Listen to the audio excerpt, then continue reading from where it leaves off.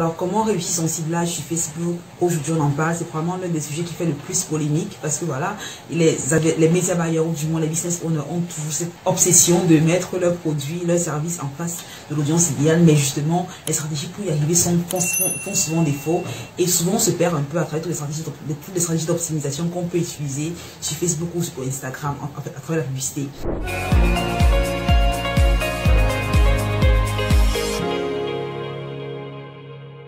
Dans cette vidéo, je parle avec toi 3 stratégies que tu peux implémenter dès à présent pour cibler les personnes idéales, des prospects idéaux lorsque tu fais la publicité sur Facebook ou sur Instagram.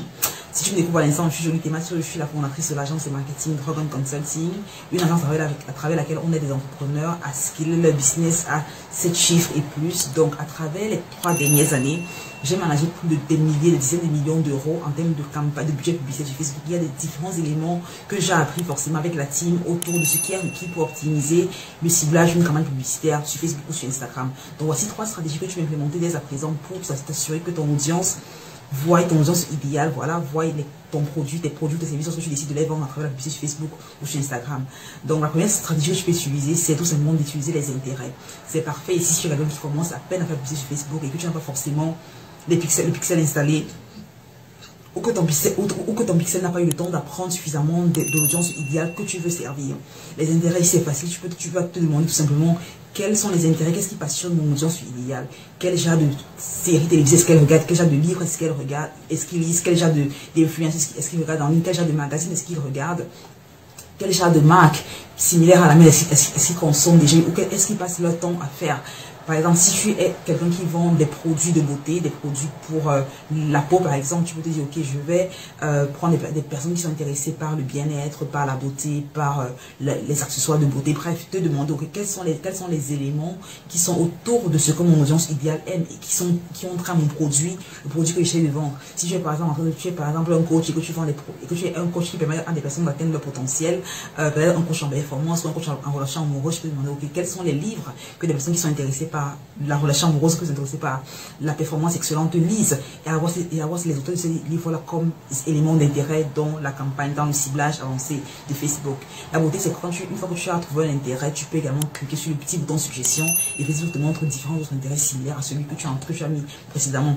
Ce que je conseille de faire, c'est d'avoir chaque ad set qui correspond uniquement à un intérêt pour comprendre ici effectivement la valeur que chaque intérêt a dans le succès de ta campagne ou pas. Si tu as par exemple un intérêt, si tu as par exemple un asset dans lequel tu as 10 intérêts, tu auras du mal à scaler cet asset parce que tu ne comprendras pas lequel des 10 intérêts a conduit au résultat que tu as de la campagne. Par contre, pour chaque asset, tu as 1 ou 2 intérêts au maximum. Tu seras à même de comprendre rapidement quel intérêt t'apporte le meilleur résultat une fois que tu seras optimisé tes campagnes. Donc très important. Ce que je vais recommander ici, c'est de commencer avec au moins 5 à 10 intérêts que tu auras dans différents adsets. Donc pour chaque adset que tu auras dans ta campagne, tu vas avoir un intérêt dans ces adsets là. Et au plus tu vas avoir un intérêt lié à ton produit ou service que tu vends et tu joins cet intérêt là à peut-être acheteur actif ou acheteur régulier ou un intérêt qui va montrer un peu le pouvoir d'achat que tes clients potentiels ont. Par exemple, si tu vends un produit qui coûte relativement cher, tu peux choisir un intérêt qui est lié au produit que tu vends et tu le mets avec un intérêt qui est par exemple lié au pouvoir d'achat que ton client potentiel a. Donc tu as 10 intérêts, chaque intérêt, 10 intérêts liés à ton produit et chaque intérêt va dans un adset. Tu laisses la campagne, tu laisses les adsets courir pendant 3 à 5 jours à l'issue desquels tu sauras exactement les intérêts qui performent le mieux et ceux qui ne performent pas le mieux et tu pourras ainsi poser les intérêts qui ne fonctionnent pas et tu pourras scaler avec plein de confiance ceux qui fonctionnent, ceux qui ont fonctionné le mieux. C'est très important encore ici de pouvoir le faire comme ça pour tester rapidement l'intérêt qui marche le mieux et ceux qui ne marchent pas. Ça permet de gagner en temps et en argent. Et j'ai fait une vidéo récemment dans laquelle je partage exactement comment implémenter ces stratégies. Je te montre, je partage mon écran et je te montre concrètement comment le faire, comment créer ces campagnes-là. Je vais laisser la vidéo en description ou je vais la lier ici pour que tu puisses la regarder juste après cette vidéo aussi. La seconde stratégie que tu vas implémenter pour t'assurer que ton audience, que ton produit, tes services sont dus par l'audience idéale, est tout simplement prendre ce qu'on appelle les stratégies de lookalike ou une audience similaire. Une fois que tu as créé justement une audience, une fois que tu as commencé à vendre des produits, des services à travers les intérêts que tu utilisais comme audience initialement, tu vas créer ici une audience en ligne à travers les visiteurs sur ton site web, ceux qui ont ajouté au panier, ceux qui ont acheté à travers ton email list. Et tu pourras ici demander à Facebook de créer une lookalike audience, ça veut dire une audience similaire à ceux qui ont acheté par le passé ou ceux qui ont montrés par leurs actes qui sont intéressés à ton produit ou à ton service. Donc il y a différents types de lookalike que tu peux créer. Tu peux créer des lookalike en fonction de l'événement et en fonction de la quantité, du volume de personnes que tu veux dans l'audience. Donc l'audience similaire peut être par exemple liée à des personnes qui ont visité ton site, des personnes qui ont pris une action spécifique sur ton site. Je conseille fortement de valoriser des lookalike qui traduisent clairement l'intention d'acheter de la part de ton client. Par exemple, un lookalike qui est basé sur les clients qui ont ajouté le produit à leur panier est beaucoup plus effectif qu'un lookalike qui est basé sur la base de personnes qui ont juste visité ton site web.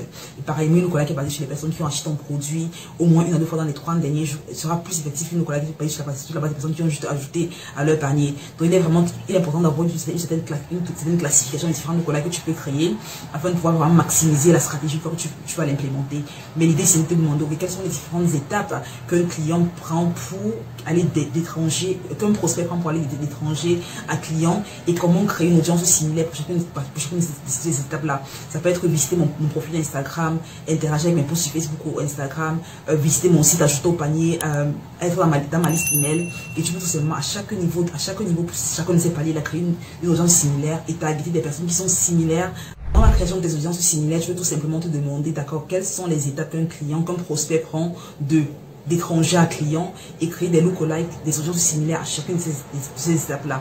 Rappelle-toi que plus l'étape, plus l'événement est proche de l'achat et plus la valeur du client sera importante et plus la valeur de la puissance de l'audience similaire également sera importante. Donc privilégie des lookalikes sur la base des événements tels que ajouter au panier, achat, ta liste email et même au pied des cas, si tu n'as rien d'autre avec lesquels tu peux utiliser, même les personnes qui ont visité ton site web pendant les 30, 60, 90 jours derniers. Tu peux également utiliser les personnes qui ont regardé des vidéos spécifiques, au moins à 50%, qui sont liées à ton produit, qui sont liées à ton service. Ça permettra seulement ici d'augmenter la valeur, d'augmenter la performance en fait des conversions que tu auras lorsque tu fais des campagnes publicitaires sur Facebook ou sur Instagram. Une chose que tu veux également avoir à l'esprit, c'est le pourcentage ou du moins le volume de lookalike que tu vas avoir lorsque tu les crées. Donc une fois que tu as défini l'événement pour lequel tu veux créer ton audience similaire, tu veux également te demander, ok, quel est le pourcentage que je veux, par exemple, est-ce que je veux une lookalike d'1%, de 2%, de 5%, de 10%. Idéalement, on commence avec des lookalikes qui sont de petites quantités, ça veut dire d'1%, 2 ou à 5%. Et lorsque tu expérimentes, lorsque tu fais que tes ads, ce qu'on appelle une audience fatigue, tu veux tout simplement augmenter le pourcentage et aller de 5% à 10% et ainsi de suite. Mais il est toujours important de te dire, ok, plus le pourcentage est petit, ça veut tout simplement dire que Facebook va te montrer ta campagne à des personnes qui sont très similaires à des prospects qui ont par le passé montré qu'ils avaient un intérêt pour ce que tu as à vendre, soit à travers l'acquisition du produit en question, soit à travers le fait qu'elles aient passé un certain temps sur tes pages, que ce soit sur Facebook, Instagram ou ton site web, bref. Plus la lookalike est proche de l'événement et plus le pourcentage est petit, ça montre que ça traduit tout simplement que tu as vraiment un subset, tu as vraiment un segment du marché qui est très similaire à l'audience vers laquelle tu t'adresses. Ceci étant, regarde également très bien la fréquence de tes campagnes et vois une fois que la fréquence traverse le 4 ou les 100, tu veux tout simplement augmenter un peu le pourcentage afin de donner un détail, un segment plus grand de population avec lequel jouer. Donc voilà un peu comment tu optimises tes campagnes en termes de ciblage avec la deuxième stratégie qui est les audiences similaires. La troisième stratégie qui est dont très peu de personnes parlent, mais qui est probablement l'une des plus effectives, tout simplement avoir ce qu'on appelle des broad audience. Ça veut dire ici que tu vas créer ta campagne publicitaire, mais ne pas mettre d'audience du tout, et tout simplement déterminer dans quel pays est-ce que tu veux vendre ton produit, quelle est la tranche d'âge, quel est le sexe, et c'est tout. Tu n'as pas d'intérêt que tu mets rien du tout, parce que Facebook est devenu assez smart, et l'algorithme comprend aujourd'hui à travers la publicité, à travers ce que tu as écrit, à travers ton copywriting et à travers l'image que tu as en publicité, à qui est-ce que tu t'adresses. Ceci est surtout très effectif si tu as un compte Facebook à travers lequel tu as déjà généré au moins 100 ventes, tu as généré au moins 100 événements. Ça veut dire que Facebook comprend déjà que ce compte publicitaire, ce ad account est en train de vendre tel produit. Donc, même quand tu crées une audience avec le broad targeting, avec une audience broad, il a même d'optimiser l'audience pour avoir des événements comme ceux que tu avais par le passé. Donc, c'est vraiment utiliser des audiences broad est vraiment très puissant. Si tu es quelqu'un là qui a par le passé déjà fait publicité sur Facebook au point et tu as généré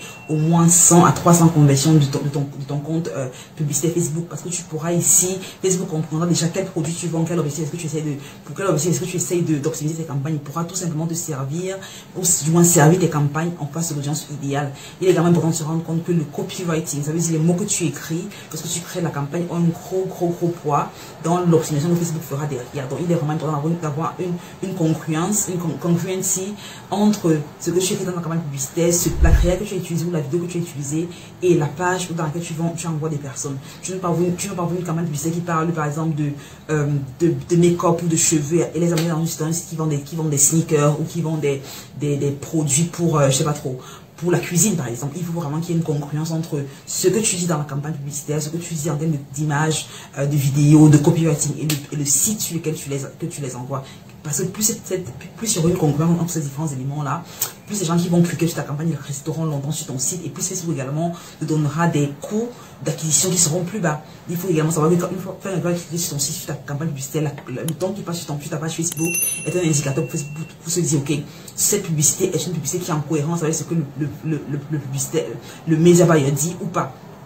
Donc plus le temps que quelqu'un passe sur ton site est court, après qu'il clique sur ta campagne est bas, plus ce temps-là est bas et plus les campagnes publicitaires te reviendront cher. Donc il est vraiment important d'avoir une congruence entre ad copy, creative et également ta landing page. Donc voilà un peu les trois stratégies que tu peux utiliser dès à présent pour t'assurer que ton audience est, que ta publicité est vue par l'audience idéale. Ce que tu peux faire une fois que tu as également eu un certain résultat à travers les intérêts, à travers tes audiences similaires, à travers la broad audience, tu peux également créer une campagne dans laquelle tu utilises la méthode de CBO qui est Campaign Budget Optimization, où tu vas dire à Facebook, écoute, j'ai 50 € par jour, j'ai 100 € par jour, attribue-les à travers ces trois campagnes à celle qui va performer le mieux.